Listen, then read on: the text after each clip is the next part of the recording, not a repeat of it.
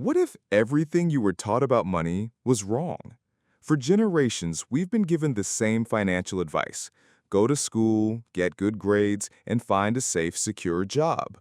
But is that a formula for wealth? Or is it a trap that keeps millions of people stuck in the rat race, working hard their entire lives only to end up with very little to show for it?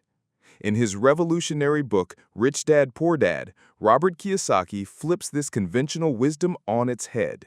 He shares the powerful, contrasting lessons he learned from two fathers, his own highly educated but financially struggling father, and his best friend's entrepreneurial father who became a multi-millionaire. In this video, we're going to break down the entire book chapter by chapter. We'll explore the 6 core lessons that the rich teach their children about money, lessons that the poor and middle class often miss. So if you're ready to unlearn the financial habits that hold you back and gain control of your financial future, stay tuned. The education that truly matters starts right now. Introduction: Rich Dad, Poor Dad. The book begins by introducing Robert Kiyosaki's 2 influential father figures: his biological father, the head of education for the state of Hawaii, Poor Dad, and his best friend's father, an entrepreneur who became a self-made millionaire, Rich Dad. Both men were successful in their careers and earned substantial incomes, yet one died leaving behind tens of millions of dollars, while the other left behind bills to be paid. The core of the introduction lies in the stark contrast between their financial philosophies, which gave Kiyosaki a unique choice of perspectives. Poor Dad would say, the love of money is the root of all evil, while Rich Dad believed the lack of money is the root of all evil. Poor Dad's advice was to study hard so you can find a good company to work for. Rich Dad's was to study hard so you can find a good company to buy. When faced with something unaffordable, Poor Dad would say, "I can't afford it," which shut down his brain. Rich Dad insisted on asking, "How can I afford it?" to force his brain to think and find solutions. Poor Dad believed his house was his largest investment and greatest asset. Rich Dad saw his house as a liability.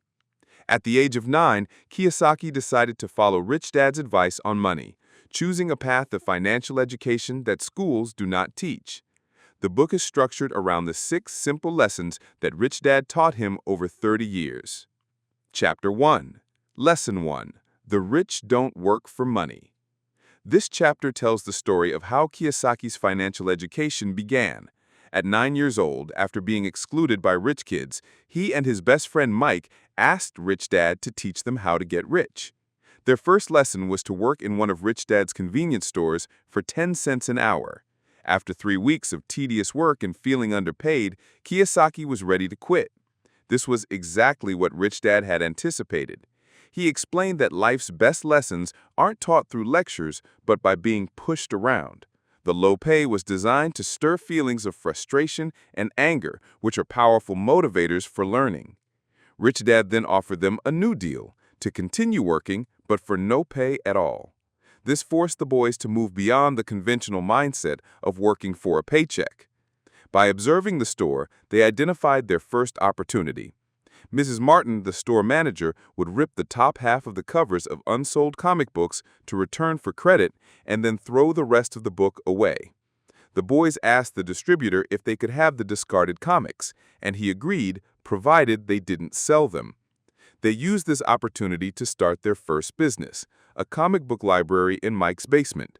They charged other children 10 cents for admission to read as many comics as they wanted, and they hired Mike's sister as the librarian for $1 a week. This business generated money for them even when they weren't physically there, making an average of $9.50 a week.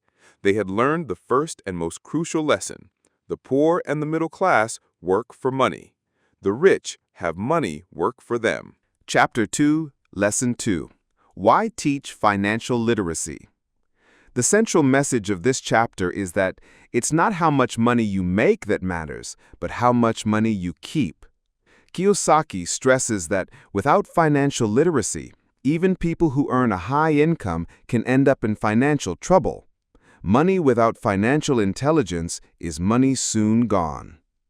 Rich Dad taught this lesson using simple diagrams and clear definitions.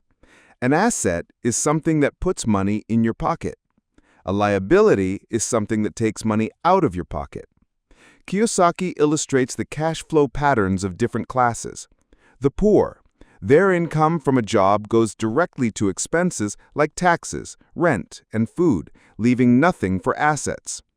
The middle class.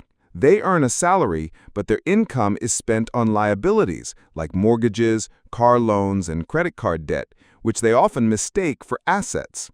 This traps them in the rat race, a cycle of working harder to pay for their ever-increasing expenses.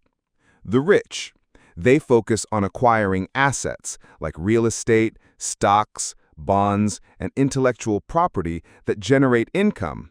This income covers their expenses, and the surplus is reinvested into more assets, creating a cycle where their wealth grows automatically. This chapter challenges the common belief that a house is an asset. Kiyosaki argues that because a primary residence takes money out of your pocket through mortgage payments, property taxes, insurance, and maintenance, it functions as a liability. The rich, in contrast, buy luxuries with the cash flow generated by their assets. Chapter 3. Lesson 3. Mind your own business. This lesson distinguishes between a person's profession and their business. Kiyosaki uses the story of Ray Kroc, the founder of McDonald's, who stated that while he was in the hamburger profession, his business was real estate. Similarly, your profession is what you do to earn a salary, but your business is what you build in your asset column. The core advice is to keep your daytime job, but to mind your own business. This means dedicating your time and any extra money to acquiring real assets, not liabilities or personal items that lose value. The rich focus on their asset columns, while everyone else focuses on their income statements. Kiyosaki lists the categories of real assets to acquire. Businesses that do not require your presence. Stocks. Bonds. Income-generating real estate. Notes, IOUs. Royalties from intellectual property. Anything else that has value, produces income, or appreciates. A crucial point is that the rich buy luxuries last, using the income generated from their asset column. The poor and middle class tend to buy luxuries first, often with their own labor and on credit. Chapter 4. Lesson 4. The History of Taxes and the Power of Corporations. This chapter explains how the rich legally minimize their tax burden. Rich Dad's view was that the idea of taxes was sold to the poor and middle class as a way to punish the rich. However, the government's appetite for money grew, and taxes were eventually levied on everyone, hitting the middle class the hardest. The rich, however, play the game differently. They use the power of corporations, the biggest secret of the rich. A corporation isn't a building. It's a legal entity that allows for significant tax advantages and protection from lawsuits. The key difference in cash flow is employees earn, pay taxes, then spend what's left. Corporations earn, spend, pay taxes on what's left. A corporation can pay for expenses like car payments, insurance, meals, and even vacations as board meetings with pre-tax dollars. This financial knowledge, or financial IQ, gives the rich a massive advantage. Kiyosaki defines financial IQ as having expertise in 4 areas: accounting, the ability to read and understand financial statements; investing, the science of money making money; understanding markets, the science of supply and demand; and the law, understanding tax advantages and legal protections provided by entities like corporations. Chapter 5. Lesson 5. The rich invent money. This chapter focuses on the idea that our single most powerful asset is our mind. The rich invent money by seeing opportunities that others miss, raising capital, and organizing smart people. This requires cultivating financial genius, which is often suppressed by self-doubt and fear. Kiyosaki emphasizes that in the real world, it's often not the smart who get ahead, but the bold.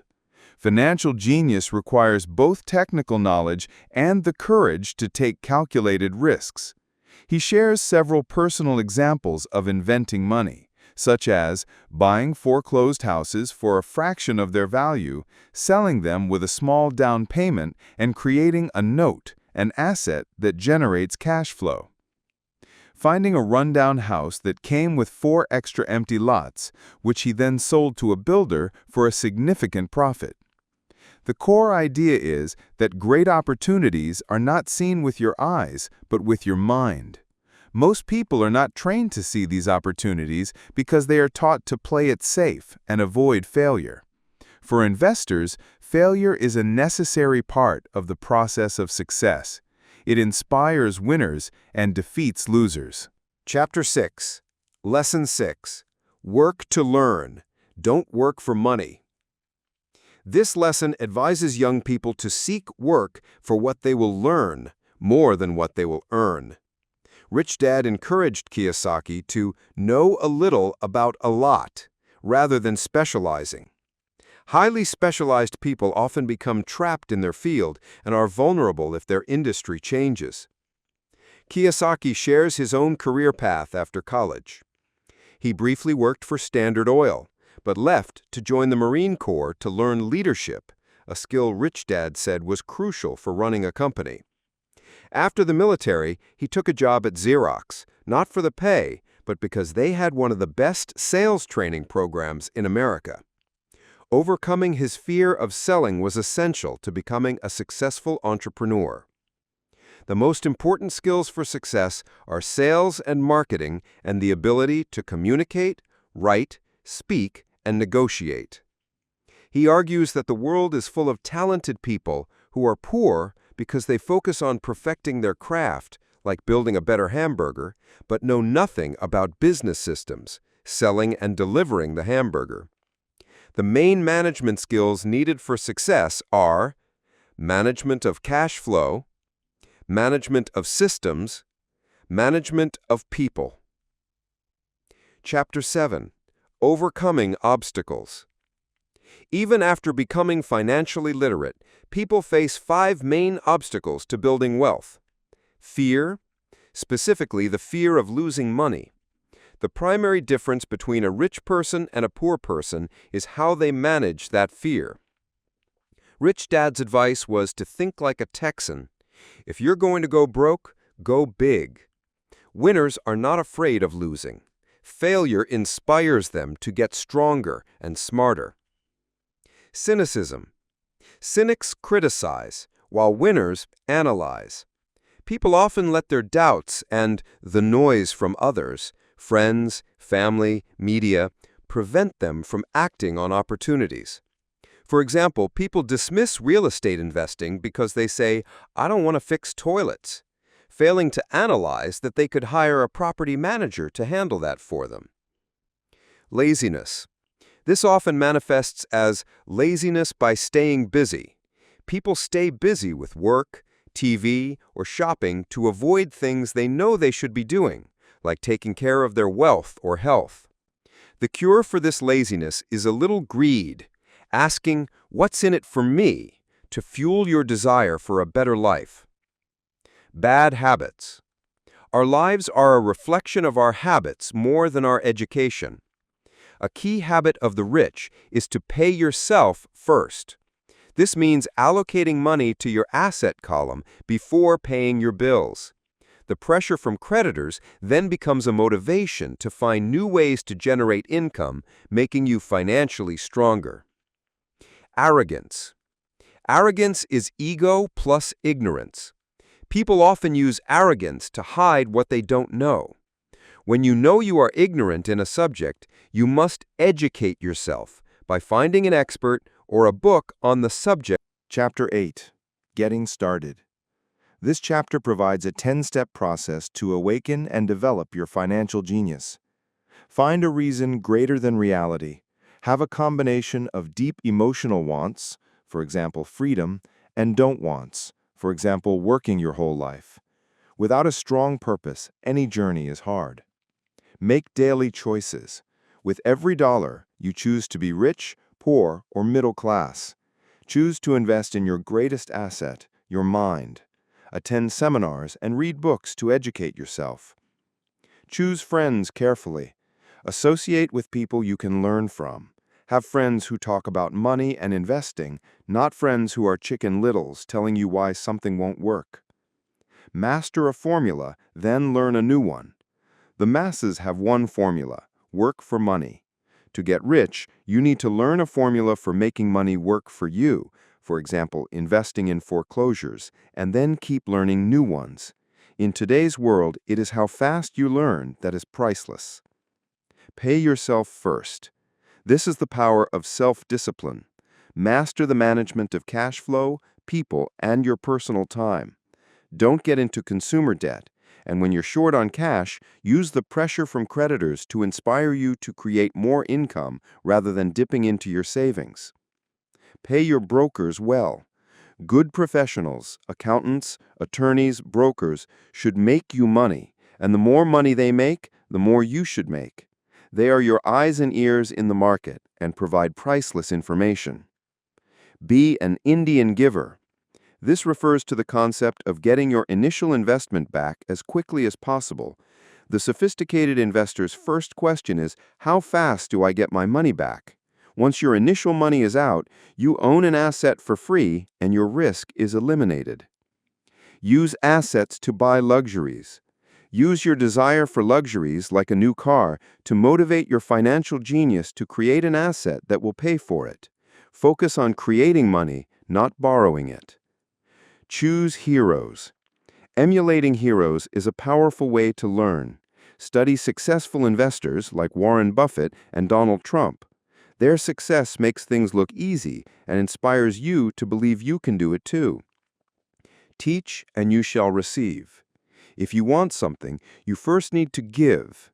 If you want to learn about money, teach it to someone else. The more you teach, the more you learn, and a torrent of new ideas will come to you. Chapter 9. Still want more? Here are some to-dos. This final chapter offers a practical to-do list for taking action immediately. Stop doing what isn't working. Take a break and assess your current strategies. The definition of insanity is doing the same thing and expecting a different result. Look for new ideas. Read books on unique investment formulas and then take action on what you learn. Find someone who has done what you want to do. Take an expert to lunch and ask them for advice and tips. Take classes and attend seminars. Education is key. Make lots of offers. You don't know what the right price is until a seller is willing to deal. Most sellers ask too much. Making offers is how the game is played. Always include escape clauses in your offers. Jog, walk, or drive a certain area once a month. This allows you to spot changes and find bargains in real estate before others do. Shop for bargains. When the stock or housing market has a sale, a crash, consumers run away in fear. Smart investors run in. Profit is made when you buy, not when you sell. Think big. Small thinkers don't get big breaks. Buy the whole pie and cut it into pieces, rather than just buying one small slice. Action always beats inaction. You must take action before you can receive the financial rewards. Kiyosaki concludes by reinforcing that money is just an idea. The most important tool you have is your mind, and what you put in your head determines what you hold in your hands. Don't play it safe, play it smart. And so we come to the end of the lessons from Rich Dad, Poor Dad. The path to wealth is now clearer than ever. It's not about earning a high salary. It's about financial literacy. It's about knowing the difference between an asset that puts money in your pocket and a liability that takes money out. It's about minding your own business and relentlessly building your asset column so your money starts working for you instead of you working for it. As we've learned, the rich don't work for money. They understand how money works and they harness its power. They overcome fear with knowledge, and they take calculated risks while others play it safe. The choice is now yours. With every dollar you earn, you decide whether to build a future of wealth or to remain in the rat race. The journey begins not with a big investment, but with a small one, an investment in your greatest asset, your mind. Take these lessons, take action, and start building your own path to financial freedom today. Thank you for watching. If this summary has opened your eyes to a new way of thinking, please give this video a like and subscribe for more insights that can change your life. And now, a question for you. What is the first asset you plan on acquiring? Let us know in the comments below. Until next time, play it smart.